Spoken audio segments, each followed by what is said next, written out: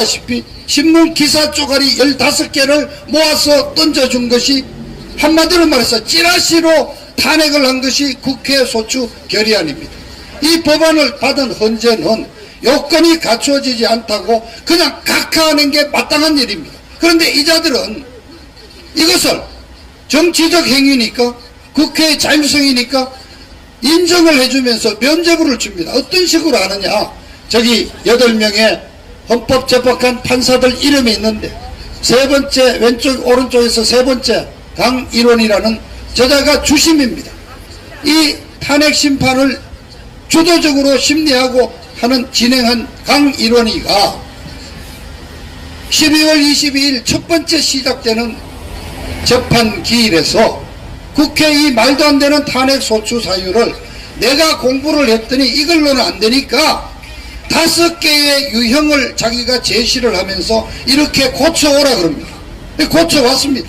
그랬더니 또 한 20일 있다가는 요즘에서도 형사사건은 이게 문제가 안 되고 다 빼고 4가지로 줄이라 그럽니다. 아니 심판이 시험 보러 온 학생에게 답안을 못 쓰면 쫓아내버려야 되는 거지. 문제집을 다시 주면서 이 문제를 5가지로 심지어는 마지막에는 4가지만 정리해 오라고 가르쳐 줍니다. 그렇게 해서 권성동이가 말하자면은 새로운 어떤 탄핵 소추안을 만들어가고 이 과정에서 어떤 탄핵 소추안이 새로 추가가 되고 국회가 주장했던 탄핵 소추안이 소추 사유가 없어집니다. 이렇게 변경이 이루어지면은 탄핵은 모든 것이 국회의 3분의 2의 동의를 얻어야만 되는 거니까 중대한 탄핵 사유가 변경됐을 때는 다시 국회에 가서 3분의 2의 표결을 얻어서 와야 되는 겁니다. 이러한 절차 다 무시됐습니다. 자, 뿐만 아니라 헌법재판소법 30조 42조 단서조항 심지어 51조 전부 다 무시하고 강일원이가 방금 말씀드렸죠. 말도 안 되는 탄핵 소추안이라는 것을 2번이나 정리를 요구해서 4가지로 새로 만들어서 쉽게 말하면 헌법재판소와 국회 소추위원이 새로 하나의 탄핵 소추안을 만들어서 그걸 가지고 심리를 했습니다. 그런 과정에서 동일한 사건이 재판이 진행되고 있는 경우에는 그 수사기록을 열람할 수 없게 되어 있습니다. 그런데 중간에 수사기록을 요청받아 가지고 저기 나중에 결국 재판장이 되는 이정미와 강일원이가 사전에 검찰 수사기록 6만 쪽을 공부해 가지고 머릿속에 이미 박근혜는 탄핵시킨다 결정을 딱 내려놓고 재판에 들어간 겁니다. 그렇게 해서 좀 구체적인 법률 위반 행위를 다 따지지는 못하는 이제 여러분들이 이해하기 쉽게 말씀드리겠습니다. 우리 변호인들이 투쟁을 하고 조목조목 문제점을 지적하니까 강일원이가 뭐라고 그랬느냐? 아니 빨리 신속하게 이걸 처리하기 위해서는 그냥 따지지 마라. 절차를 문제 너무 따지지 말라고. 이거는 대통령 탄핵은 징계 절차에 불과하되 대통령 탄핵에 관한 것은 형사소송법에 따라서 증거를 채택하고 증인을 채택할 때 엄격하게 과연 이것이 강하냐 부하냐를 따지는 절차가 필요한데 다 무시해버리고 저 시청 공무원 징계 사유 정도에 해당하는 그런 징계 절차로 다루겠다 이런 식으로 절차를 무시하고 그냥 밀어붙였습니다. 자, 그 다음에 지금 헌법재판소법에 대통령을 탄핵하는 데는 180일을 하고 그것도 모자라면은 추가로도 연장할 수 있도록 되어 있는데 박근혜 대통령 탄핵은 딱 91일 만에 이루어졌습니다. 왜냐? 당초 헌법재판소장하던 박창훈 하는 자가 퇴임을 했지요. 그 다음에 이정미가 3월 13일자로 정년 퇴임을 하게 돼 있어. 그러니까 이정미 퇴임 전에 해결해야 된다. 아예 그냥 노골적으로 날짜를 잡아놓고 재판을 한 경우가 바로 이 탄핵입니다. 그래서 3월 10일 날 이루어지는 거예요. 자, 그런가 하면은 특검은 수사를 2월 27일에 끝냈습니다. 특검 60. 근데 그 박영수 특검이 수사 발표를 언제 하느냐? 3월 7일 날 탄핵 나기 전 사흘 전에 특검 수사 발표를 합니다. 그렇게 해서 어마어마한 죄를 만들어냈지 않습니까? 구형이 45년짜리가 나왔잖아요. 그래서 우리 국민들에게 박근혜 대통령은 엄청난 범죄를 저질렀구나. 그러니까 며칠 뒤에 나오는 헌재 인용 결정이 그렇게 해서 그렇게 됐구나 하는 선입관을 주기 위해서 이렇게 날짜를 다 조정한 거예요. 자, 대통령 탄핵을 징계 절차로 해서 날짜를 잡아놓고 막 해. 헌법재판소법에 9명이 반드시 심판을 하도록 되어 있고 7명이 되면은 심리를 할 수 있다고 되어 있습니다. 그런데 이자들이 그 조항을 악용해서 헌법소장이 없어지고 8명밖에 없는데 판결을 했단 말이에요. 그래서 이것만 가지고도 박근혜 대통령 탄핵 결정은 원천무효라고 일단 주장을 할 수가 있는 것입니다. 헌법재판소가 이런 식으로 법을 무시하면서 날짜를 잡아놓고 박근혜 대통령을 탄핵했습니다. 자, 결론부터 탄핵 이유가 뭔지. 탄핵 이유는 두 가지입니다. 검찰의 특검의 수사에 응하지 않았고 청와대 압수수색을 거부했다. 이걸 보니까 박근혜 대통령은 헌법 수호 의지가 없다. 이것이 첫 번째 의미입니다. 아니, 대통령은 헌법 84조에 의해서 임기 중에는 내란이나 외환의 죄를 범하지 않고는 소추당할 수 없다고 임기를 보장하고 있지 않습니까? 그러나 대통령이 국회 탄핵으로 자격은 정지되어 있었지만은 대통령으로서 엄연히 임기가 남아있는데 특검이 수사를 할 수 있어요? 생각해보세요. 이건 탄핵이 인용됐을 때 이후의 일을 가정해서 압수수색을 한다. 이건 무리단 말이에요. 일부러. 이렇게 해놓고 이걸 가지고 헌법 수호 의지가 없다. 아니, 박근혜 대통령만큼 법을 지키고 헌법을 수호 의지가 강한 분이, 그리고 주관적이고 추상적인 수호 의지가 있는지 없는지를 헌법재판관들이 어떤 방법으로 확인할 수 있느냐 말이에요. 자, 두 번째 이유는 뭐냐? 여러가지 하여튼 사유를 보니까 대통령을 쫓아내야 할 만한 중대한 위법 행위가 있다고 판결을 했습니다. 그런데 결과적으로 보세요. 후에 이루어진 형사재판 과정을 통해서 주장했던 모든 것들이 거의 대부분이 무죄로 판결이 났지 않습니까? 기껏해가지고 정호성이가 서류를 몇 가지 본 걸 가지고 국가기밀 누설죄로 해서 대통령을 걸어넣는단 말이에요. 과연 대통령을 합법적으로 51%가 찬성한 국민이 뽑은 대통령을 탄핵시켜야 될 만한 중대한 위법 행위가 있었느냐? 없었단 말입니다. 그렇게 해서 여러분 마지막 결론이 뭡니까? 박근혜 대통령을 탄핵함으로써 헌법 지키는 헌법 수호가 대한민국이 겪는 여러 가지 혼란과 정치적 어떤 혼란을 보다도 더 큰 이익이 있다 이랬습니다. 과연 그러냐고. 박근혜 대통령을 탄핵하고 이루어진 그 다음 정권이 문재인 정권이 그럼 박근혜 대통령을 탄핵하고 더 나은 대한민국을 만들었느냐? 아니잖아요. 대한민국을 망가뜨렸잖아요. 정치인은 결과로 책임을 져야 합니다. 그럼 박근혜 대통령을 탄핵시킨 박지원이, 김무성이, 유승민이 제자들은 박근혜 대통령을 쫓아내고 문재인 좌파 정권을 만들어서 대한민국을 망친 이 결과만 보더라도 정계 은퇴를 선언하고 대국민 사과를 하고 쫓겨 물러나야 될 놈들이란 말이에요. 이렇게 말도 안 되는 탄핵 사유를 가지고 대통령을 쫓아낸 이 헌재, 그것도 결정이 0대8 8명이 몽땅 전원 일치를 했다 했죠.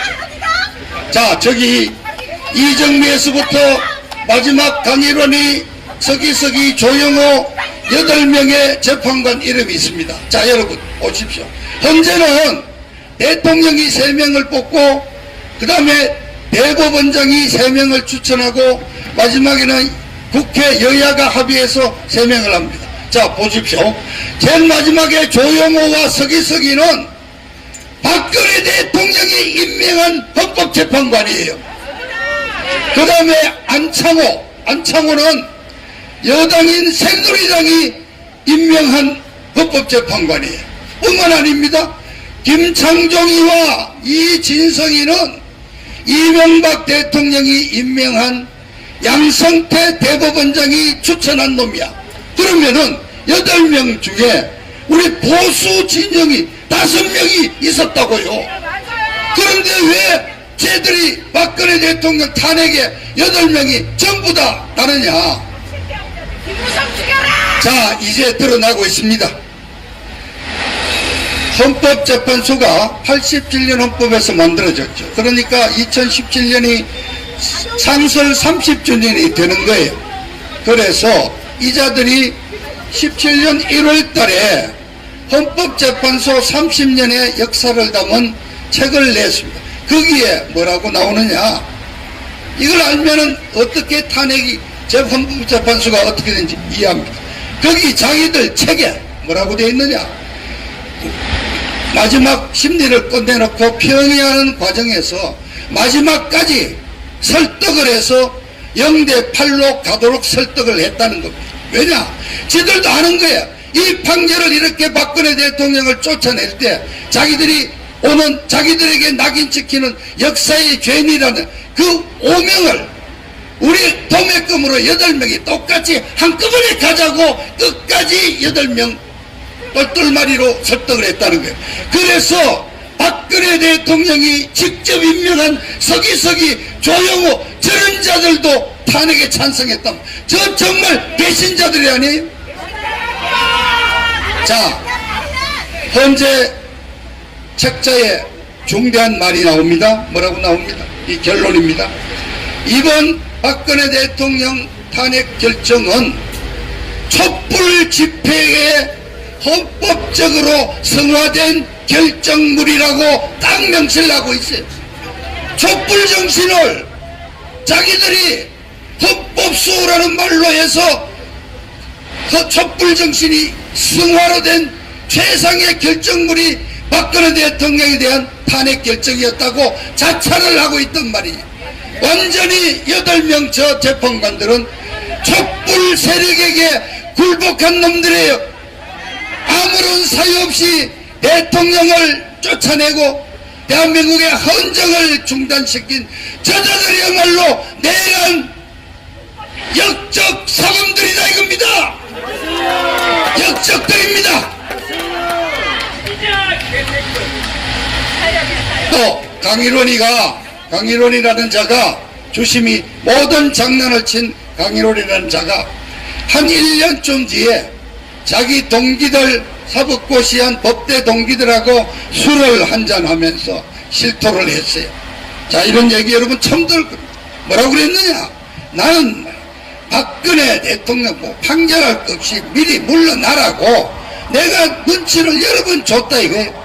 그래서 말도 안 되는 소추장도 정리하고 계속 박근혜 대통령한테 사인을 보냈는데 스스로 물러나도록 끝까지 응답이 없더라. 그래서 하는 수 없이 0대8로 내가 몰고 갔다. 이렇게까지 실토를 하고 있단 말이에요.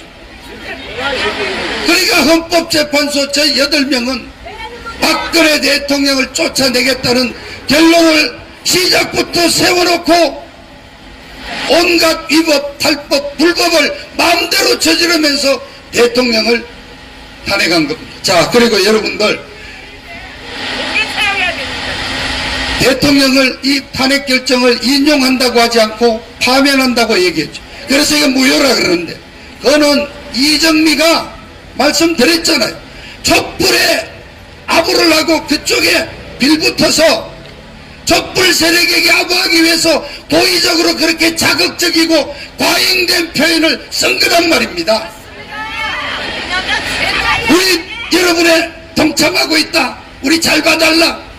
완전히 촛불에 굴복한 결정이었다. 자, 여러분, 이런 생각을 한번 해보십시오. 어떻게 헌법재판소가 다 독자적인 헌법기구고 대통령이 임명한 판사도 있고 보수가 5명인데 왜 저자들이 다 한꺼번에 갔을까? 저는 이런 어떤 하나의 가정을 합니다. 박근혜 대통령을 쫓아내겠다는 어떤 음모가 정치권에서 이루어졌어. 그 필요한 기구는 국회, 그 다음 헌법재판소 이거야. 그런데 사추사회도 없이 신문기사 15개 모아가 탄핵해. 국회의원들에게 이 세력이 탄핵 세력. 지금 박지원이 아마 김무성이 이자들일 거예요. 국회의원들에게 얘기해. 야, 박근혜 탄핵 숫자만 맞춰줘. 200명. 맞춰주면은 헌재가 알아서 무조건 날리기로 돼 있다. 걱정하지 마라. 이렇게 해가지고 20명 필요하다는데 김무성이가 40명 만들었습니다. 형님 시작합시다. 그랬더니 정작 표결에는 63명이 다 배신자들이 나왔잖아요. 그러니까 적당히가 넘기면은 200명 숫자만 만들어가 넘기면은 헌재가 알아해준다. 그 헌재에 넘어왔어. 헌재는 뭐냐? 헌재 굉장히 고민이 많아. 그런데 헌재에는 또 어떤 게 아니야. 걱정하지 마라. 마음대로 해갖고 하여튼 박근혜만 날리면은 걱정하지 마. 검찰 특검이 있어. 쟤들이 하여튼 바로 잡아다가 완전히 징역 20년 이상 때릴 거니까 걱정하지 마. 박근혜는 옥중에서 죽어버려. 반발할 세력이 없어. 이런 시나리오가 있어가지고 국회에서는 200명 마차가 넘기고 헌재는 위법 탈불 말씀드렸잖아요. 헌법재판소까지 어겨가면서 무조건 탄핵해. 그러니까 여러분 또 여러분들이 헌법 84조가 있어서 대통령은 탄핵 소추할 일반 형법으로 소추할 수 없는데 했다고 해서 우회라고 주장하시는 분들이 있습니다. 얘들이 그것도 다 계산했어요. 3월 10일 날 탄핵 결정이 나고 난 뒤에 박근혜 대통령 수사에 들어갔잖아요. 그때는 대통령이 아니란 말이야. 요렇게 애들이 계산을 해가지고 3월 31일 날 밤에 구속영장을 청구해서 대통령을 구속시키잖아요. 여러분 아시죠? 구형량이 45년이었습니다. 결론은 22년이에요. 박근혜 대통령 들어갈 때 연세가 69세인데 22년 보태면 90이 넘어. 결국 감옥에서 박근혜는 죽을 거니까 니들 마음대로 해도 덤빌 놈 없어. 이렇게 해서 헌법재판소 저 8명들은 연장수 마음대로 박근혜 대통령 탄핵을 처음부터 결론 내려놓고 때려붙였다 이겁니다. 이것이 박근혜 대통령 탄핵의 진실입니다. 자, 여러분들 대통령 근황이 많이 궁금하실 거죠. 대통령 건강하십니다. 최근에 경호원들과 살짝 나오셔서 차로 한 15분 가면은 비설산 유가사가 나옵니다. 유가사에 차를 대고 경호원들과 비설산도 가볍게 등산도 하시고 건강 회복되어 있습니다. 그러나 왜 안 나오느냐? 박근혜 대통령이 움직일 수 있는 여건이 됩니까? 국회는 아직도 탄핵 세력이 과반수를 차죠. 국힘당은 지도부가 몽땅 탄핵 찬성파들이잖아요.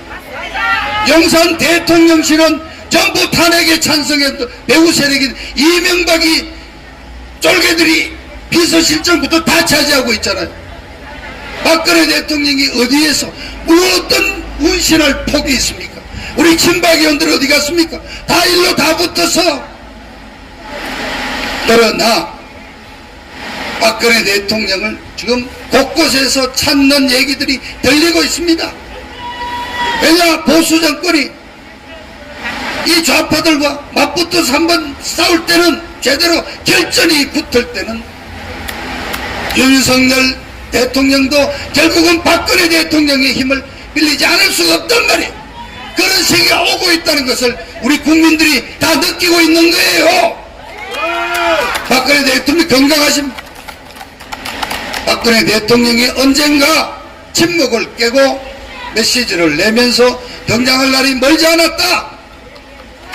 박근혜 대통령 탄핵이 헌법재판소에서 이렇게 정말 처참하게 불법적으로 이루어졌다는 말씀을 제가 여러분들이 이해해 주셨으면 합니다.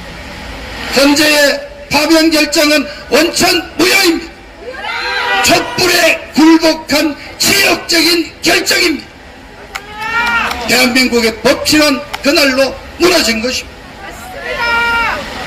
다시 이 법치를 살리고 대한민국을 정상화하는 것은 박근혜 대통령이 다시 나와서 정상적인 명예회복을 하고 활동하는 길밖에 없다는 점을 분명히 말씀드리면서 오늘 제 연설을 마치겠습니다. 감사합니다.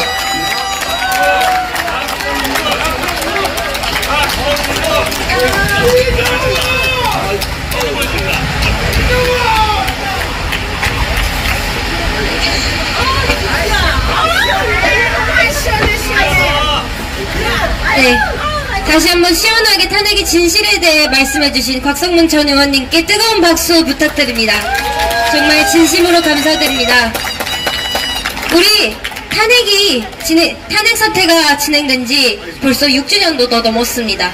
박근혜 대통령님도 건강히 잘 돌아오시고 하셨지만 우리는 그날 법치가 무너지고 대한민국의 근간이 흔들렸다는 사실을 잊어서는 안 됩니다. 그래서 다시 한번 우리 순국열사 이정남, 김혜수, 김원식, 김주빈 열사님께 큰 감사와 죄송함을 표합니다. 저희가 가장 분노했던 지점이 어디였는지 여러분 기억하십니까?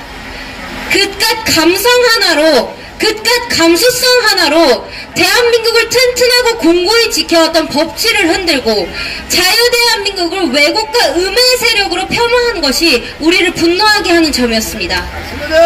지금 우리 선배님들께서 굳건히 지켜주시고 있기 때문에 저희 자유대한민국이 지금까지는 아주 온전히 이어나갈 수 있지만 우리 아들들, 딸들, 지금의 2030 세대들은 굉장히 많이 힘들어하고 있습니다. 여기서도 감수성이 나타납니다. 성인지 감수성, 페미니즘, PC 이런 말도 안 되는 가치들에 있어서 우리나라의 법치도 흔들리고요. 그리고 여성과 남성들이 사랑을 잃고 그리고 서로 음해하기 시작합니다. 여러분, 선배님들 우리 2030들을 위해 열심히 기도해 주시고 계속해서 힘 닿는 데까지 함께 싸워주시기 바랍니다. 네, 조금 논외인 이야기를 살짝 드렸는데 네, 저는 그렇게 요즘 생각하고 살아가고 있습니다.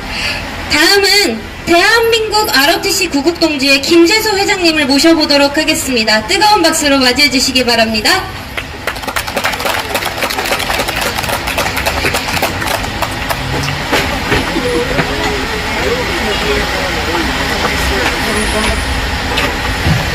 여러분 반갑습니다. 저는 추모사를 담당했기 때문에 제가 준비해온 원고를 대신하겠습니다. 열공! 30민주항쟁에서 희생된 애경국 열사 내문을 추모하며 지난 2월 17일 2017년 3월 10일 박근혜 대통령에 대한 헌법재판소의 파면 선고에 항의하기 위하여 경찰과의 대치 과정에서 숨진 네 분의 육주기를 맞아 우리는 또다시 이렇게 그날의 그 현장에 모였습니다. 그날의 헌법재판관들의 전원 일치 파면 결정은 헌법에도 없는 인민재판과도 같은 것이었으며 법치주의와 자유민주주의가 무너져버린 지옥의 날이었습니다. 현재 앞 도로에서 할 말을 잃고 아우성치며 울부짖었던 그날, 분노한 수많은 애국 시민들이 현장으로 몰려들어 최악의 사고가 발생하여 네 분의 고귀한 생명이 희생되었습니다. 그 당시 아무라던 시국에 그분들의 억울함을 보도해줄 언론도 없었고 희생된 네 분을 지켜줄 사법부도 없었습니다. 모든 법치가 파괴되었던 2017년 3월 우리를 대변해줄 정부도 대통령도 정당도 없었습니다. 그러나 작년 대선을 통해 새로운 정부가 탄생했습니다. 지난 문재인 정권 5년간 저질러 놓은 적폐는 이 자리에서 일일이 열거하기가 어려울 정도입니다. 또한 문 정권에 빨대를 대고 먹고 살던 놈들이 아직도 건재하고 있을 뿐 아니라 온갖 부정의 증거들을 은폐까지 해온 놈들이 물러나지 않고 있는 것이 현실입니다. 윤석열 정부는 민주노총을 시작으로 여러 분야에서 강력한 개혁의 의지를 밝히고 있습니다. 적폐청산이 어렵다는 것을 이해하면서도 과연 윤석열 정권이 문재인 정권의 적폐를 핵심까지 파고들어 청산할 수 있을지를 주목하며 선언하고 있습니다. 그러나 적폐청산에 못지않게 박근혜 대통령 탄핵 과정에서부터 문 정권 5년 동안 억울한 희생을 당한 분들의 명예를 회복시켜주는 것 또한 미룰 수 없는 과제입니다. 새로운 정권이 들어선 지도 1년이 다 되어갑니다. 그러나 현 정부 어디에서도 30 민주항쟁에서 희생된 내군의 명예를 되찾아줘야 한다는 소리를 들을 수가 없습니다. 우리들은 2016년 6월 9일 경찰의 물대포를 맞아 죽었다는 백남기 농민 사건을 기억합니다. 사인부터가 엉터리였는데도 불구하고 모든 언론을 총동원하여 추모 분위기를 띄웠던 주사파 놈들을 생각하면 30항쟁에서 희생된 내군의 죽음은 절대로 이대로 묻고 넘어갈 일이 아닙니다. 아무리 급하게 파헤쳐 처단해야 할 적폐가 많다고 하더라도 내군의 영혼이 편히 쉴 수 있도록 그 억울함을 풀어주어야 합니다. 윤석열 정부에서 내군의 명예로운 희생을 기릴 수 있도록 조속히 조치해 줄 것을 강력히 호소합니다.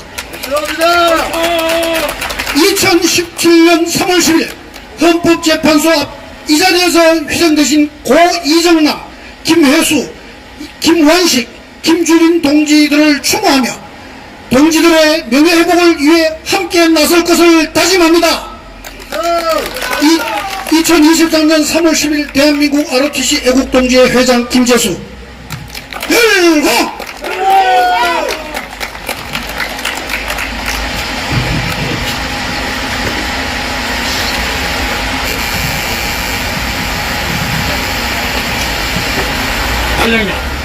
자, 여러분, 지금부터 약 4분 동안 제가 가진 게 돈밖에 없긴 하지만 돈은 많은데 저희가 좋은 차가 없어가지고 화면으로 보여드려야 되는데 제가 화면으로 보여드릴 수는 없고 그때 이 자리에서 있었던 생생한 목소리를 저희가 영상 편집을 해서 올린 게 있었는데 그 목소리를 4분 동안 조금 귀 기울이셔서 한번 들어봐 주시면 감사하겠습니다. 이곳에 계신 여러분들과 같이 현장에 있었던 우리 아버님, 어머님의 목소리입니다.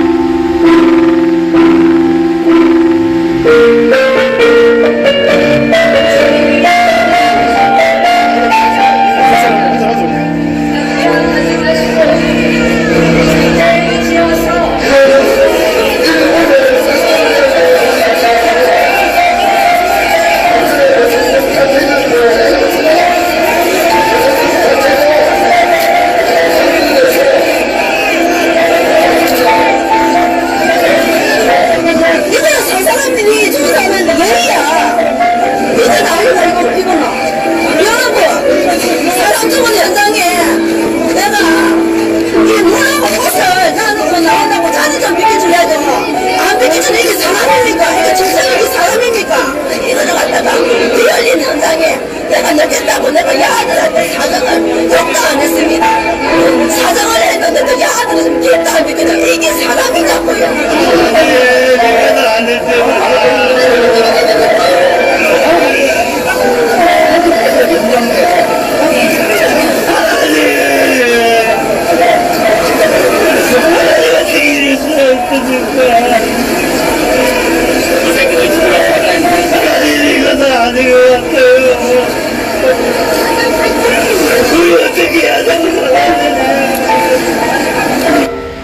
이분들 손엔 축장도 화염병도 들려있지 않았습니다. 탄핵이 기각되길 바라는 마음으로 길거리에 나와 태극기를 흔들었을 뿐입니다. 문재인 5년 강점기는 6년 전 이날이 있었기에 가능했습니다. 거짓 촛불도에 숨어 양심까지 팔아버린 이정미, 김희수, 이진성, 김창종, 안창호, 강일원, 서기석, 조용호 8인의 헌법재판관으로 인해 법치가 무너졌습니다. 그로부터 2달 후에 문재인이 정권을 잡게 됐고 이어서 사법부가 무너지고 언론은 노골적인 홍위병이 되었으며 교육계는 정교조가 득세를 하고 입법부인 국회가 저들에게 장악됐습니다. 우리는 치욕의 그날을 똑똑히 기억하고 가슴에 새겨야 합니다. 그래야 잘못된 역사를 반복하지 않게 됩니다.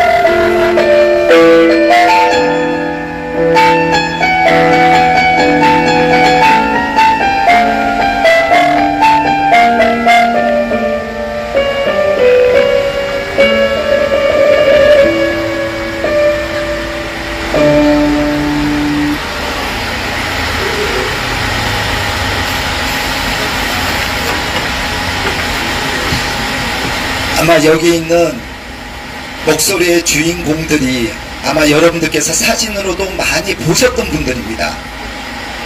그래서 이 영상을 만들면서 그렇게 울었는데 이 자리에 계셨던 우리 아버지 어머니셨습니다. 자, 그래서 우리가 계속 갇혀 있을 수만은 없죠. 그래서 여러분 이제 저희가 본 행사의 2부를 시작하도록 하겠습니다. 그런데 아까 말씀드린 대로 이 현수막 뒤에 다른 현수막이 하나가 더 있습니다. 그래서 그거를 잠깐 정리하는데 한 1분 정도 걸리니까 잠시만 좀 기다려주세요. 원래 제가 울컥해가지고 지금 이거 틀면서 이걸 바꾸기로 했는데 제가 바보같이 까먹었습니다. 제가 그렇게 좀 잠깐만 좀 기다려 주십시오. 야, 사다리 좀 갖고 와봐.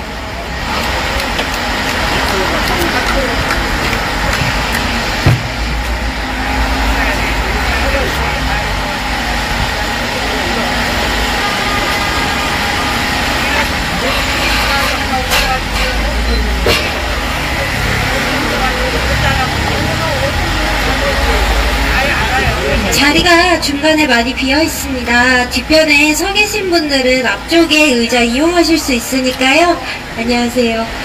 그 앞쪽으로 조금 자리 이동을 해주시면 조금 더 원활하게 저희 행사 진행할 수 있을 것 같습니다. 네, 여기 맨 앞에도 자리가 비어 있고요. 뒤쪽이나 길가에 서서 계시는 분들은 좀 앞쪽으로 이렇게 앉아주시면 감사하겠습니다.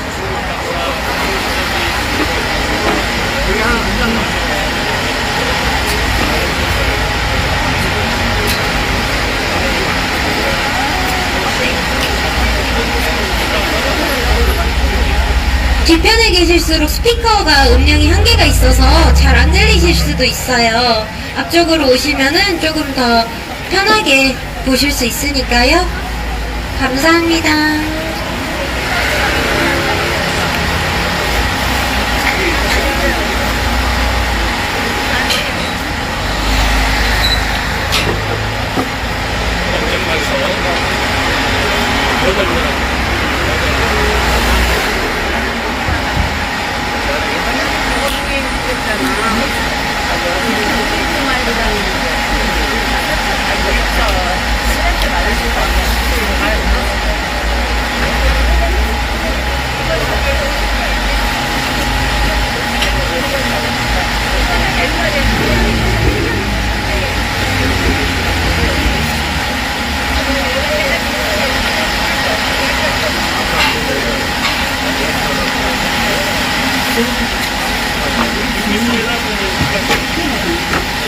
네, 기다려주셔서 감사합니다. 자리벨도 앞쪽에 아직 자리가 있습니다. 지금부터 추모의 2부를 시작하도록 하겠습니다. 2부 첫 연사자분으로 김기수 변호사님을 모셔보도록 할 텐데요. 다시 한번 큰 박수와 호응으로 맞아주시기 바랍니다. 감사합니다.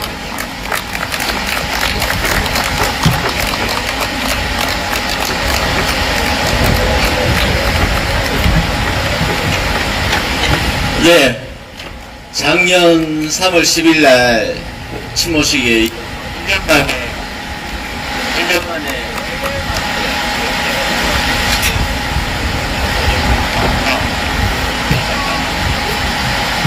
네, 1년 만에 다시 이 자리에서 여러분들 뵙습니다.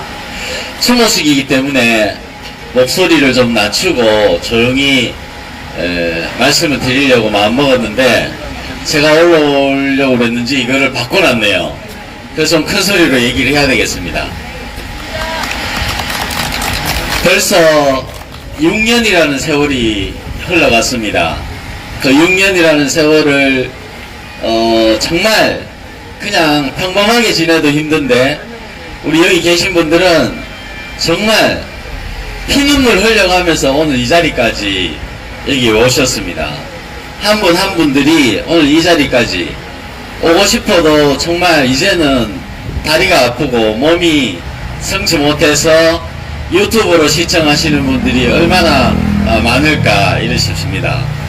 제가 생각할 때는 이 3월 10일 2017년 3월 10일 날 있었던 이 안국 사거리에서 이 그 참담함이라는 것은 정말 말로 필설로 다 할 수 없는 그런 슬픔이었고 큰 분노였습니다. 그런데 그때 이후로 지금까지 굴하지 않고 전국 방방곡곡에서 또 광화문에서 열심히 투쟁하셨던 우리 여러분들 때문에 오늘 지금 대한민국이 그나마 이렇게 유지되고 있다라고 저는 자부합니다. 그렇죠? 네. 지금 3월 10일 날 우리 여기 아까 추모식 현판에 있던 네 분이 돌아가셨는데 그 중에 가장 먼저 돌아가셨던 분이 김혜수 선생님이셨습니다. 김혜수 선생님은 그 부친이 8남매 중에 김혜수 선생님이 막내였어요. 막내였는데 부친이 일본에서 사시다가 고향이 상주인가 그래요. 거기 와서 8남매를 놓고 살았는데 8남매를 일본에서 데려와서 거기 살았는데 부친이 미군이 북진을 할 때 통역으로 일본어를 할 줄 알았기 때문에 미군의 통역인으로 압록강까지 갔다가 오신 분입니다. 김혜수 씨 부친이. 그만큼 우리가 나라 사랑하는 그런 마음은 다 이유가 있고 우리가 대대로 가져오는 그런 뜻인가 보다 이렇게 생각했어요. 김혜수 선생님은 안산에서 사셨는데 목사님이 짝지어 주신 분이랑 사셨어요. 그럼 지금 혼자 되셔가지고 이렇게 어렵게 지내고 있는 걸 알고 있습니다. 그분이 여기 강북 삼성병원에 영안실에 있다는 걸 나중에 알게 됐습니다. 저희들이. 그때 제가 탕기국의 법률지원단장을 맡고 있었고 그래서 갔더니 무용고자로 처리돼서 월요일날 화장한다는 거예요. 그래가지고 백방으로 수소문을 해서 그 조카를 찾았습니다. 이분이 자녀가 없어요. 그래가지고 조카를 찾고 어쩌어쩌 찾아가지고 이분의 둘째 형님을 남양주 구리 쪽에 가서 만나서 동의를 받아가지고 이 장례식을 치렀던 기억이 있습니다. 그래서 김혜수 선생님 장례식이 돌아가신 지 일주일 만에 치렀던 기억이 있으시죠? 그래서 그거를 제가 안산에서 빈소를 모셔놓고 조카한테 각서를 써줬습니다. 장례비 일체를 다 부담을 하겠다고. 그렇게 해서 제가 4일간은 상주 노릇을 한 적이 있습니다.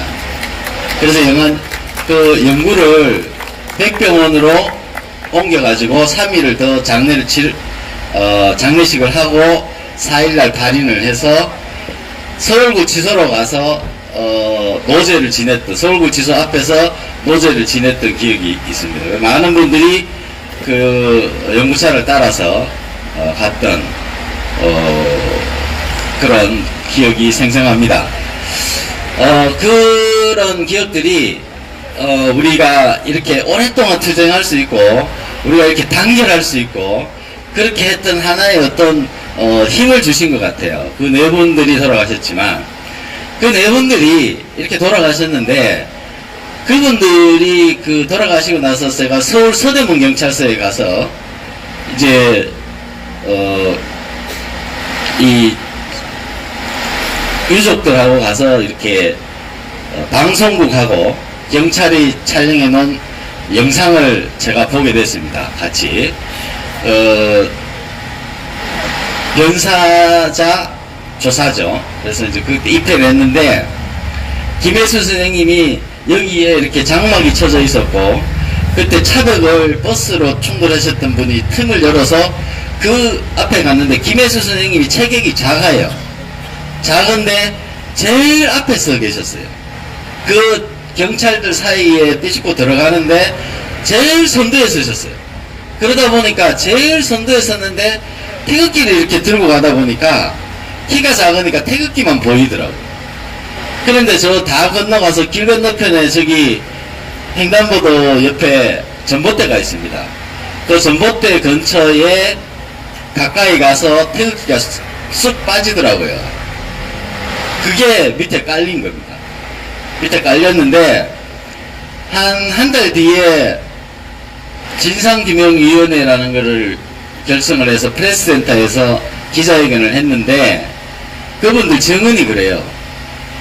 그 제일 밑에 있는 사람을 꺼내기까지 30분이 걸렸다는 거예요. 길거리에서 사람이 넘어졌는데 바로 꺼낼 수 없는 상황이 생긴 거예요. 또 다른 분들은 지하차도에서 올라가려다가 또 걸렸습니다.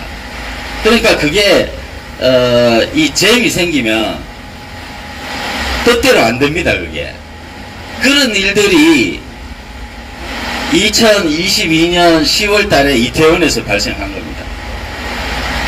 만약에 대한민국의 정부가 여야를 떠나서 이 30항쟁의 안국동 사건에 대해서 경찰이 진상규명을 제대로 했더라면, 그래서 거기에 대한 경찰 대응 매뉴얼이 좀 있었더라면 하는 생각이 저는 그때 가장 먼저 들었어요. 그래서 우리는 그 아까운 청년들을 또 생각해 봤을 때 우리가 벌을 받는구나 이런 생각도 했어요. 그런 아까운 청년들의 목숨을 우리가 이 네 번의 진상규명이 뭐 탄핵이 잘못됐고 이런 걸 잘못된 걸 떠나서 우리가 같이 대한민국 국민이라면 여야를 떠나서 이렇게 집회하다가 네 분이 돌아가셨는데 그분들 손에는 화염병도 없었고 뭐 유인물도 없었고 뭐 짱돌도 없었어요. 태극기만 들고 갔어요. 이런 집회는 없었다는 거예요. 그런데 그분이 정말 그 앞에 넘어져서 이런 일이 발생을 했는데 거기에 대해서 우리가 정부 차원의 진상규명이나 앞으로 향후의 그런 대응 매뉴얼들을 경찰이 갖고 있지 않았다는 것은 사실은 심각하게 좀 해야 되는데, 이걸 지적하는 사람이 아무도 없어서 제가 그 얘기를 오늘 이 자리를 빌으면은 한번 얘기를 해야 되겠다. 그러면 이 진상규명을 좀 해서 책임을 물어서 벌을 하자는 게 아니라 다음에는 이런 일이 없어야 되지 않겠느냐, 이런 얘기입니다. 이런 얘기입니다. 그래서 그런 말씀을 드리고 싶었고요. 또 하나는 우리가 이제 그런 여러분들이 그렇게 각고의 투쟁과 또 뭐 당을 떠나서 여러분들이 그런 노력을 해오시면서 사실은 6년 동안 돌아가신 분이 많아요. 그 뒤에 투쟁을 하면서 뭐 암에 걸려서 돌아가시기도 하고 나이가 들려서 돌아가시기도 하고 많은 분들이 저희하고 다르게 했습니다. 그리고 하지만 그 모든 그 희생의 대가로 우리가 오늘 이런 집회도 할 수 있고 또 여러 가지 정부 차원의 역사 바로잡기라든가 또 나라 바로 세우기들이 천천히 진행되고 있습니다. 그래서 너무 조급하게 생각하지 마시고 잘 되고 있다라는 희망된 그런 자리가 2023년 3월 10일 오늘부터는 좀 자부심을 가지고 희망을 가지고 그렇게 같이 다 연대하는 그런 날이 됐으면 좋겠습니다. 그런 날로 했다면 오늘 작년 3월 10일은 정권이 바뀌기 전이었고 오늘은 정권이 바뀐 1년이 지난 날입니다. 그렇기 때문에 지금 우리가 앞으로 어떻게 해야 될지 이런 것들을 좀 성숙하게 얘기하고 이제는 진짜 진상규명을 좀 해서 책임을 물을 수 있는 시효들은 거의 다 지나가고 있습니다. 그 책임 묻는 게 문제가 아니라 5.18 광주 항쟁에서 200명 가까이 돌아가시고 나서 최대의 참사였습니다. 그 전무전후한 참사, 집회에서 4분이나 돌아가신 이 참사에 대해서 우리는 좀 얘기를 할 수 있는 공론회장을 만들어 달라 라는 얘기들을 이제는 요구를 해야 되겠다 이런 생각이 듭니다. 이런 제 제안을 끝으로 말씀을 오늘 좀 연설적으로 하는 분위기가 아니라 추모식이니까 이 정도로 하고 물러가겠습니다. 구호는 하지 않겠습니다. 감사합니다.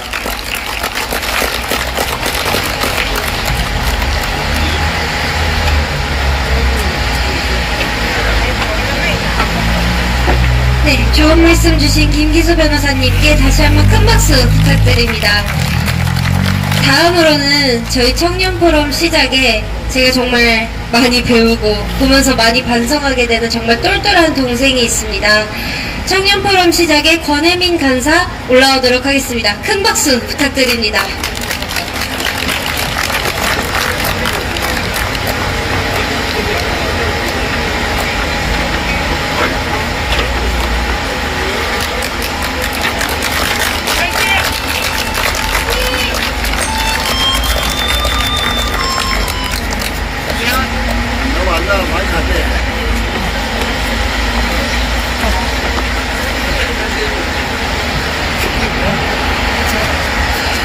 안녕하세요. 저는 이제 대학교 4학년이 되는 권혜민이라고 합니다.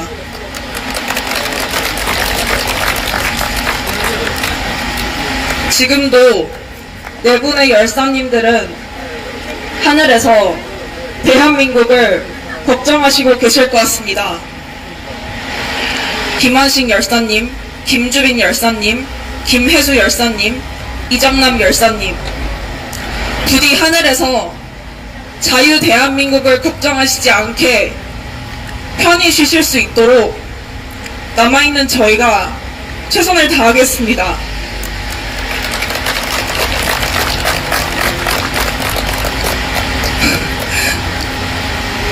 너무나 죄송한 마음입니다.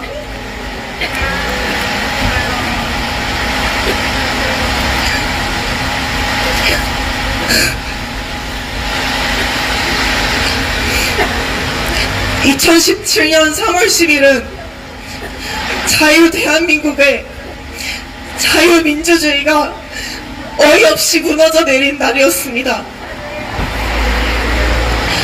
대통령 박근혜를 파면한다. 자유 대한민국의 법치를 산산조각낸 그 판결문이 아직도 귓가에 생생합니다. 박근혜 대통령님 뿐만 아니라 우파 국민들을 절망으로 빠뜨린 악마의 판결이었습니다. 자유 대한민국을 둘로 쪼개버린 분열의 최악의 판결이었습니다. 네 분의 열사님들을 사지로 내몬 살인의 판결이었습니다. 슬픔과 분노의 3월 10일이었습니다. 오늘 여기 오신 여러분들께 저는 감히 2017년 3월 10일을 네 분 열사님들의 고귀한 희생으로 자유 대한민국이 죽음에서 다시 깨어나기 시작한 부활의 날로 기억되었으면 하는 바람입니다. 그 당시 아무것도 몰랐던 고등학생이었던 제가 오늘 이 자리에 서게 된 것도 네 분 열사님들의 희생이 저를 올바른 길로 이끌어 주신 것이라 생각합니다. 너무나 가슴 아프고 슬프지만 열사님들의 희생이 그저 슬픔으로만 기억되어서는 안 됩니다. 그것은 자유 대한민국을 위한 고귀한 희생이었으며 그 희생으로 말미암아 남아있는 우리들이 네 분 열사님들을 기리며 자유 대한민국의 정상화를 위해 이를 악물고 더욱더 노력하는 것이 그분들을 위한 우리의 사명입니다. 이것이 열사님들의 희생이 헛되지 않는 길이며 하늘에서도 나라 걱정하지 않으시고 편히 쉬실 수 있을 것 같습니다. 저는 아직 어리고 많이 부족한 대학생이지만 자유 그리고 옳고 그름의 가치는 불변치 않는 진리라고 믿고 있습니다. 자유는 피를 먹고 산다고 합니다. 결코 쉽게 얻어지지 않는 너무나 소중한 이 가치를 지키기 위해 저는 제 피를 보태고자 다짐합니다. 대한민국이 다시 진정한 자유 대한민국이 될 수 있도록 지혜롭게 정의롭게 일상이든 싸움터든 피를 흘릴 각오가 되어 있습니다. 저는 옳은 길을 갈 것입니다. 제가 믿고 있는 이 가치를 위해 싸우는 것을 절대 멈추지 않겠습니다. 더 열심히 공부하고 노력하겠습니다.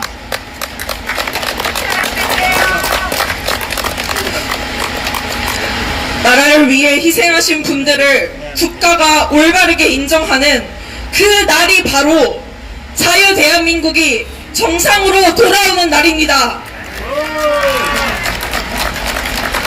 3월 10일 안국항쟁은 자유 대한민국을 목숨보다 사랑하시는 애국 시민들의 항쟁으로 기록되어야 하며 열사님들의 희생은 반드시 올바르게 기억되어야 할 것입니다.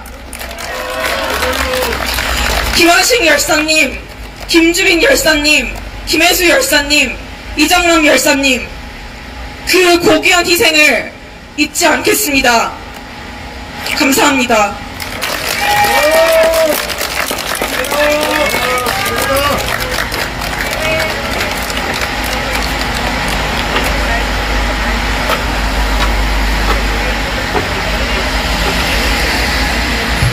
청년포럼 시작의 권혜민 간사였습니다. 다시 한번 박수 부탁드립니다. 너무 기특하지요? 제가 대표인데 대표보다 더 대표 같네요. 참 부끄러워집니다. 다음으로는 여러분들이 사랑하시고 저도 너무 사랑하는 박주현 변호사님 한번 모셔보도록 하겠습니다. 큰 박수 마지막으로 부탁드리겠습니다.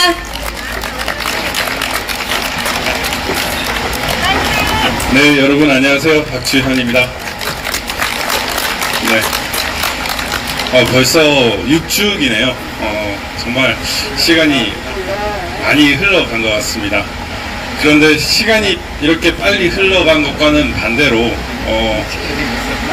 이 무너진 질서가 제대로 회복되기는 아직도 많이 남은 것 같습니다. 언제였나요? 2017년 3월 10일이었죠? 예. 2017년 3월 10일, 예, 그날은 사실 대한민국 법치가 완전히 무너진 날이었습니다. 대한민국이 한번 뒤집어진 날이었죠. 그 울분을 참지 못하고 거기에 항쟁해서 이렇게 운명을 달리하신 이 네 분의 사실 미안함도 느낍니다. 우리의 울분을 대신해서 그 목숨을 바친 것과 같은 그런 느낌이었을 거니까요. 예. 아마 그때 이분들과 같은 심경을 느끼신 분들이 너무너무 많았을 겁니다. 지난 역사기는 하지만 앞으로 우리의 역사기도 합니다. 왜냐하면 우리는 이 자리에 계신 나이 드신 분도 있고 젊은 친구들도 있고 이렇지만 한순간만 살아간다면 이런 역사가 어떻게 되든 상관이 있겠습니까? 그렇지만 우리의 다음 세대 그리고 우리 함께하는 친구들 함께하는 사람들이 모두 잘 사는 자유 대한민국 속에서 앞으로 살아가야 되기 때문에 이 잘못된 이 법치 도륙 판결을 바꿔야 한다라는 그 마음 때문에 이 자리에 오셨고 또 이분들을 같이 추모하는 거 아닌가 싶습니다. 지난 2017년 3월 10일 판결이 잘못되었다는 것은 이미 지나간 시간이 증명해주고 있습니다. 그 당시 탄핵했던 사람들이 탄핵을 다 잘못했다고 얘기를 하고 있습니다. 그리고 최근에 이상민 장관에 대한 탄핵을 보면서 그 탄핵에 동조했던 사람들도 박근혜 대통령도 이렇게 억울하게 탄핵되었구나라는 것을 또 느끼고 있습니다. 정말 우리나라 대한민국 국민들 그리고 법조인들 무지무지 반성하고 다시는 이런 역사가 되풀이되는 것을 막아야 할 것입니다. 진짜 봄은 왔지만 아직 봄은 오지 않았습니다 라는 말 비슷하게 시간이 흘렀지만 아직 이 부당하고 위법한 판결이 제대로 바로잡히지 않았습니다. 저 고인이 된 네 분에 대한 어떤 것도 없습니다. 근데 대한민국 곳곳에는 이른바 가짜 5.18 유공자라든지 엉터리 유공자들로 넘쳐나고 있고 이런 숭고한 죽음을 오히려 보상받지 못하고 있는데 반해서 이른바 다른 죽음에 대해서는 엄청난 의미를 부여하는 이 왜곡된 현실이 계속되고 있습니다. 이런 것들 하나하나를 다 바로잡아야 할 것입니다. 지금 우리가 해야 할 일은 이 3월 10일 이 박근혜 대통령 탄핵 심판 결정을 한 이 8명의 엉터리 법조인들 이 사람들을 반성하게 해야 되고 참회의 눈물을 흘리게 해줘야 할 것입니다. 당당하게 이 이정미라는 사람은 또 교단에도 서서 학생들을 가르치고 있는데 학생들이 왜 그렇게 부끄러운 판결을 했냐 그런 부끄러운 역사를 만드는데 왜 일조했냐는 질문을 던지고 부끄러워서 얼굴을 들지 못하게 하는 그런 제대로 된 역사를 새로 정립을 해야 합니다. 우리가 그 일을 해 나가야 할 것입니다. 우리 오삼종 단장이 이렇게 작은 규모의 행동을 하고 있지만 사실 우리가 공감하고 있는 이 부분을 대한민국 국민들도 공감을 하게 해야 되고 이 대한민국을 다 바꿔야 한다고 생각을 합니다. 이렇게 오늘을 기념을 하지 않으면 아마 많은 사람들이 잊어버릴 겁니다. 네. 이런 죽음이 있었고 또 그 이면에 대한민국 법조계 그 헌법재판소 재판관이나 되는 사람들이 이 거짓 촛불에 속아서 저 중공과 좌파들이 걸기 한 그 엉터리 거짓 촛불 쇼에 속아서 거짓 판결을 한 그 부끄러운 역사를 반성하게 해야 되고 우리가 그것을 바로잡게끔 조금씩 노력해야 될 것 같습니다. 저도 법조인의 한 사람이지만 이런 사람들이 선배라는 게 너무 부끄럽고 이름조차 거명 안 되게끔 만들고 싶습니다. 네. 대한민국이 어느 순간인가 정말 나쁜 놈들이 오히려 인정받고 기득권을 차지하고 있는 그런 심각한 상황이 된 것 같습니다. 좌우를 막론하고 그 진영에만 있을 뿐 거짓, 위선, 부패, 비리 그리고 날조와 음모 등으로 이 대한민국과 대한민국 국민들을 힘들게 해서 자유 대한민국의 그 자유를 떼버리고 도대체 무엇을 위한 우리 국가를 만드는지 정말 의심이 되는데, 이거를 정말 우리가 하나씩 하나씩 부숴버려야 될 것 같습니다. 한 명의 힘으로는 너무 부족하고요. 이곳에 참여한 모든 분, 그리고 여러분들의 친구들, 여러분들의 가족들, 많은 분들에게 하나씩 하나씩 알리고 힘을 규합하고 또 그걸 조직화하고 또 이 흐름을 대한민국의 곳곳에 퍼지게 해서 바꾸면 좋겠습니다. 3월 10일 이 탄핵 심판이 정말 엉터리 판결이었다는 것을 정치권과 언론이 다 얘기할 수 있는 그날이 올 때까지 우리 최선을 다하고요. 저 고인이 된 저분들이 또 추모합니다. 네. 여러분 이렇게 자리에 와주셔서 감사하고요. 네, 항상 응원하겠습니다. 네, 감사합니다. 네.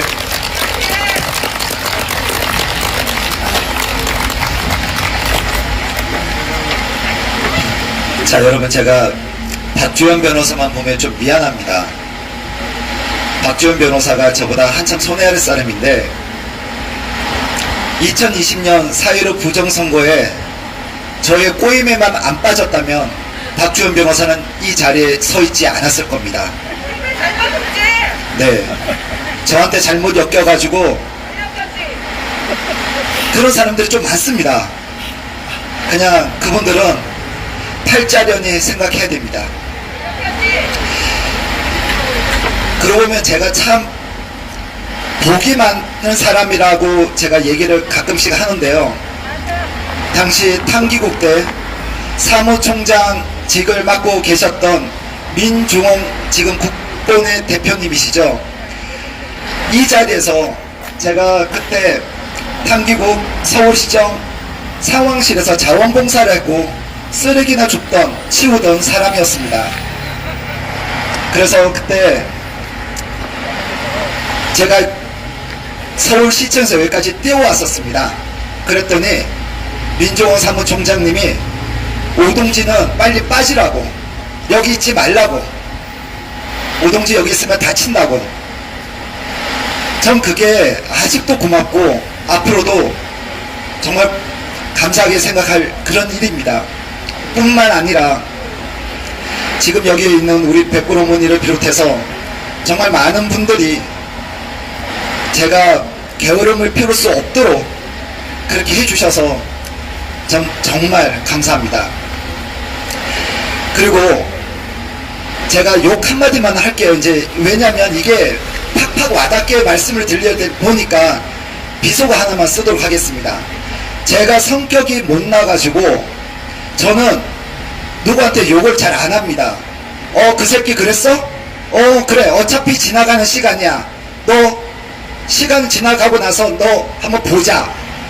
헌법재판소에서 그거 있고 나서 박근혜 대통령이 대법원에서 다 무죄가 나왔습니다. 자, 그러고 나면 우리가 어떻게 되죠? 이 헌법재판소에 있는 애들 지금 이정미 얘네들 떵떵거리고 잘 살고 있죠. 자, 그때를 원래는 2021년 12월에 저희 박주현 변호사님을 비롯해서 우리 그때 법조 세미나를 우리가 개최하면서 25분의 변호사님들이 저희를 도와주셨습니다. 그 변호사님들과 함께 이제 각 분야에 대해서 저희가 고발을 계획을 했었습니다. 그리고 작년에는 저희가 당시 경찰들 이 네 분이 돌아가실 수밖에 없게 만들었던 그 상황을 본인들도 당황했겠지만 그 경찰들에 대한 형사 고발을 제가 유가족과 계획했던 중 좀 유가족하고 좀 잘 상황이 여의치가 않아서 올해 제가 단독으로 고발을 하게 될 겁니다. 그런데 이 일에는 전 사실 유가족이 함께 해주기를 저는 사실 바라고 있습니다. 제가 좀 그래요, 성격이. 우리가 말로만 그들 탓할 게 아니라 그들이 응당한 법의 처분을 받을 수 있도록 제가 다시 한번 박주현 변호사를 꼬시든 아니면 김기수 변호사님을 꼬시든 해서 그들이 우리가 역사의 기록으로 남기려면 문서가 오가야 됩니다. 그 일에 꼭 올해는 먼저 이 경찰 조직에 대해서 여기 또 지금 경찰 본청부터 해서 서울경찰청 저를 담당하는 정보관님들이 나와 계십니다. 그분들에게도 제가 미안하지만 올해 이러한 계획을 하고 있다 그러니까 저를 쳐다보시다가 오늘 말고 벌써 얘기한 지가 좀 됐습니다. 그래서 아무 말씀도 못하실 정도로 그때 당시 그 누구도 책임지지 않는 이 네 분 돌아가시고 그리고 많은 분들이 여기 갈비뼈 부르셨다가 그때 당시 계셨던 분도 여기 와 계십니다. 이 현장에 지금 여기 계신 분들이 당시 2017년 3월 10일 그 역사의 현장에 있었던 분들이 대부분입니다. 그래서 올해 먼저 경찰에 대한 형사고발 그리고 지금 박근혜 대통령의 사법 쿠데타에 대해서 그 고발을 주도적으로 하실 분이 가정사가 좀 있으셔서 그 변호사님이 조금 여유가 생기는 대로 박지원 변호사님과 함께 그때 25분의 변호사님들이 대부분 참여를 해주기로 하셨습니다. 그런데 주도적으로 그걸 좀 그 변호사님들의 시다 발휘를 해야 될 변호사님이 개인사가 좀 있으셔서 그게 정리가 되는 대로 그렇게 진행이 될 겁니다. 자, 여러분, 오늘 평일날 이렇게 먼 길 마산에서도 오셨고 대구에서도 그리고 멀리서 오신 여러분 다시 한번 너무 감사드립니다.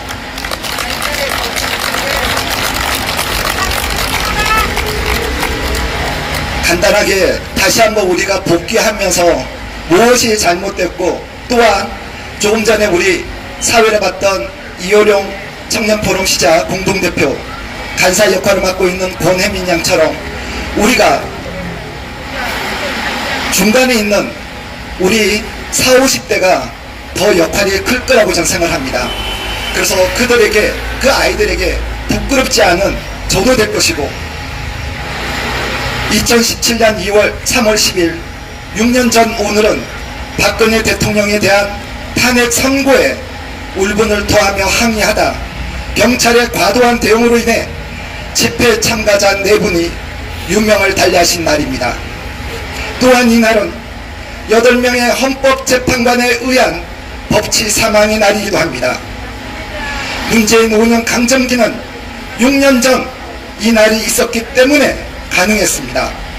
이성과 논리는 온데간데 없고 거짓 촛불과 가짜 뉴스에 휘둘려 양심까지 팔아버린 이정미, 김희수, 이진성, 김창종, 안창호, 강일원, 서기석, 조용호, 8인의 헌법재판관으로 인해 대한민국의 법치가 무너졌습니다. 그로부터 2달 후 문재인이 정권을 잡게 됐고 이어서 사법부가 무너지고 언론은 노골적인 문재인의 홍위병이 되었으며 교육계는 정교조가 특세를 하고 입법부인 국회가 저들에게 장악되어 악법이 끊이지 않고 발의되었습니다. 법치라는 둑이 무너지니 나라의 큰 혼란이 줄줄이 이어졌습니다.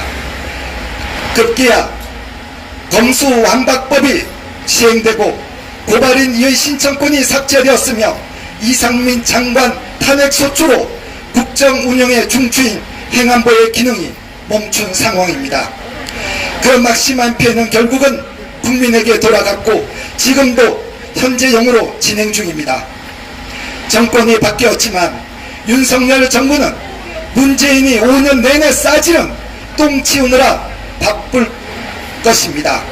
이 모든 불행의 시작이 2017년 3월 10일 6년 전 오늘인 것입니다. 6년이 흐른 지금에 와서 돌이켜보면 답을 정해놓은 탄핵이었습니다. 답은 정해져 있었고 헌법재판소는 형식만 갖춰 진행했던 것입니다. 국회법 130조 3항에는 탄핵소추의 사유, 증거, 그 밖의 조사에 참고가 될 만한 자료를 제시하여야 한다고 했지만 국회는 사실에 근거한 자료가 아닌 언론 기사에 내 피셜을 증거로 제시했습니다. 절차부터 명백한 하자가 있는 불법 탄핵이었습니다.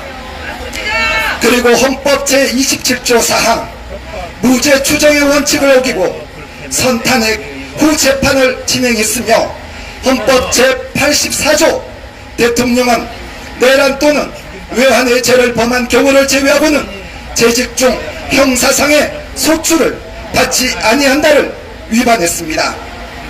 현재야말로 헌법 수호의 의지가 없었던 것입니다. 뿐만 아닙니다. 언론은 최순실이 태블릿 PC로 국정을 농단했고 박근혜 대통령은 최순실의 아바타라며 여론몰이를 했습니다.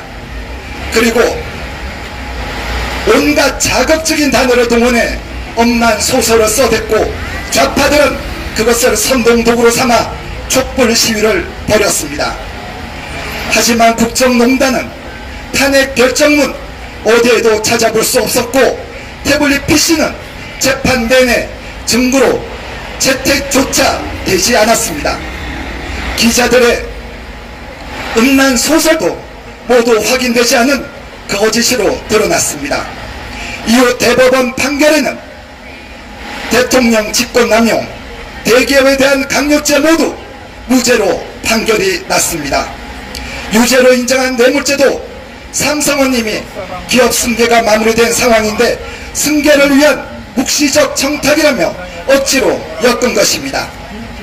정유라가 삼성한테 받은 말도 아시안게임에서 금메달을 딴 선수로서 지원받았던 것인데 정유라의 말을 사용을 최순실 모녀와 박근혜 대통령을 경제 공동체로 엮어 박근혜 대통령의 이익으로 귀속시킨 것으로 뇌물죄 인정 또한 부당합니다. 위법성이 명백한 불법 탄핵, 조작 탄핵, 억지 탄핵이었지만 지금껏 누구 하나 책임지는 사람 없고 책임져야 할 대상들은 오히려 멀쩡하게 잘 살아가고 있습니다. 탄핵에 앞장섰던 권성동, 장제원, 김무성 등은 아무런 반성도 없이 현재도 국회의원으로 정치인으로 살아가고 있고 탄핵 승부를 내린 헌법재판소장 권행대행 이정민은 대형 로펌의 변호사로 근무하고 있으며 절차의 위법성 지적도 무시하며 신속성을 강조한 강일호는 로펌을 차려 대표 변호사로 있습니다. 우리 국민들은 이러한 일련의 사건들에 대해 정확히 알아야만 합니다. 지나간 일 혹은 음모론으로 치부해서는 안 됩니다. 국회와 언론, 헌법재판소가 작당한 탄핵 광란의 대사기극의 전모를 밝히고 기록하여 더 이상 잘못된 역사가 되풀이되지 않도록 해야 합니다. 속살이 골마 터져 고름이 흐르는데 새 호수로 가려인다 해서 고름이 멈추지는 않습니다. 썩은 살을 도려내고 새 살이 돋도록 해야만 합니다. 그것이 우리의 미래 세대를 위해 기성세대가 해야 될 숙제입니다. 2023년 3월 10일 자유대한호국당 그리고 대한민국 국민 일동입니다. 어디 오세요? 혜민아 이리 와. 제가 이 두 친구는 제가 부모님한테 허락을 받고 나중에 어떻게 될지는 모르겠습니다만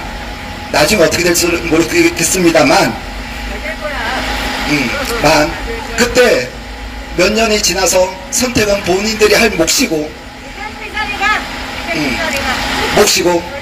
그리고 이 친구들이 지금 국회에서 인턴이라든지 이렇게 하면서 지금 차근차근 정치 꿈을 키워나가고 있는 친구들입니다.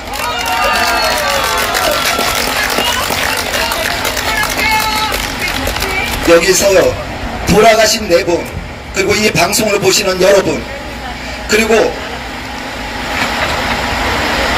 여기에 함께 계신 여러분들이 만들어 놓은 이 대한민국을 우리 이 아직 어린 학생들에게 고스란히 몰려주려면 염치 없지만 다시 한번 부탁드리겠습니다. 여러분들이, 우리 선배 세대인 여러분들이 생을 마감하는 그날까지 대한민국의 가치관이 재정립되도록 염치불구하고 끝까지 싸워주시길 부탁드리겠습니다. 감사합니다.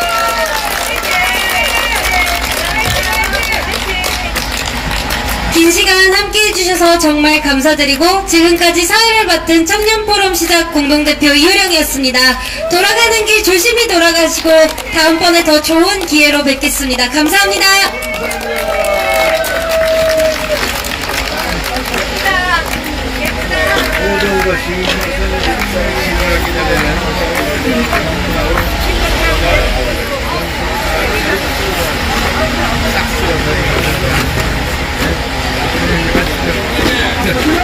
사진을 같이 찍을 거예요. 시간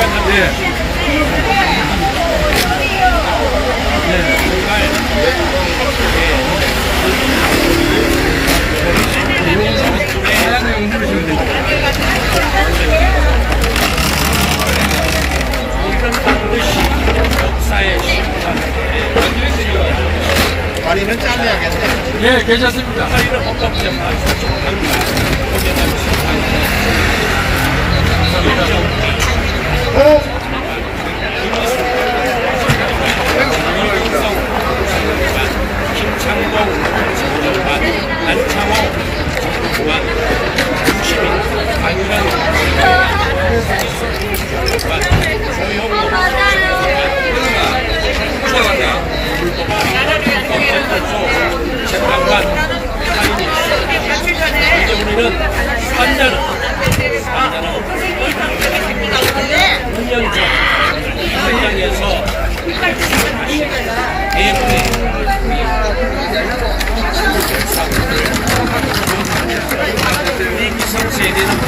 반드시 그분들이 주어서 순간 정신을 기억하고 알아야 합니다.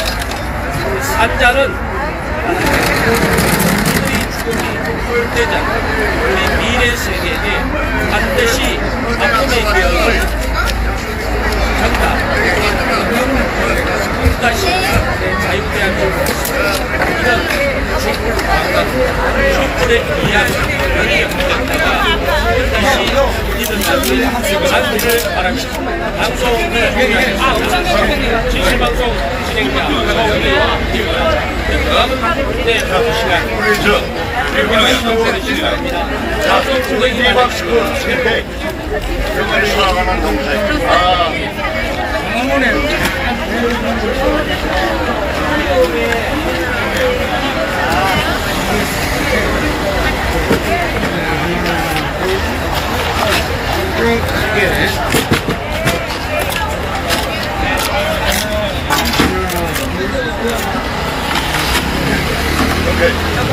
식사하세요?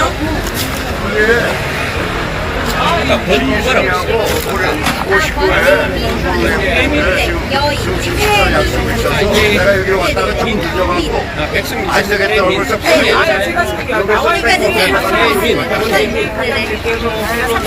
고마워. 여러 가지 고생해. 그럼 뭐냐면 아유 안녕하세요.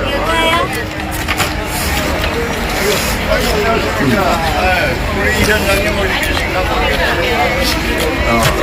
찾는다는데.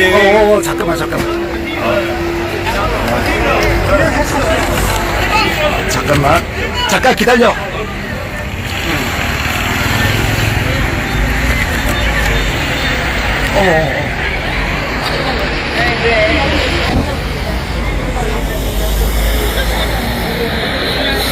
자, 여러분 긴 시간 시청해서 너무 감사드립니다. 제가 지금 여기 인사들을 좀 드리고 해야 되는데 지금 많은 분들이 슈퍼챗도 보내주고 하셨습니다. 일일이 제가 인사를 못 드리더라도 양해 말씀 부탁드립니다. 권재진님, 예스마당님, KCC님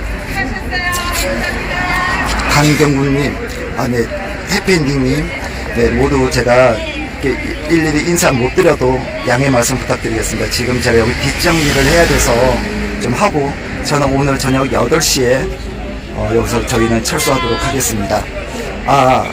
제가 뭘 하나만 보여드릴게요. 잠깐만. 그래도 가만히 보니까 분향소 그거를 한번 못 봤네. 잠시만요. 들어가셨어요, 단장님? 네, 들어가세요. 네. 저기 형님, 잠깐만.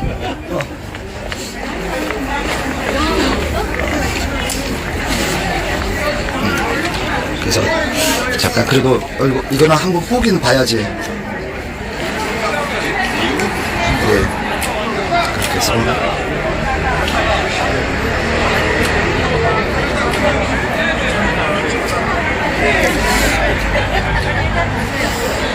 여기 이제 정경희 의원님이 작년에 이어서 올해도 이렇게 먼저 전화가 와가지고 오단장 올해도 이거 돈 낼게 그러시더라고. 그래서 이렇게 지금 해놓고 있습니다. 여기 아까도 말씀드렸지만 여기 오신 분들이 대부분 아니 기다려. 대부분 그때 계셨던 분들이에요. 잠깐만. 네. 자, 여러분, 제가 지금 뒷정리해야 됩니다. 네. 하여간 이렇게 오늘 행사를 잘 마무리하고, 오늘 저녁에 철수하도록 하겠습니다. 응원해주셔서 감사합니다. 오늘 저녁에 철수하도록 하겠습니다. 응원해주셔서 감사합니다. 오늘 저녁에 철수하도록 하겠습니다. 응원해주셔서 감사합니다. 오늘 저녁에 철수.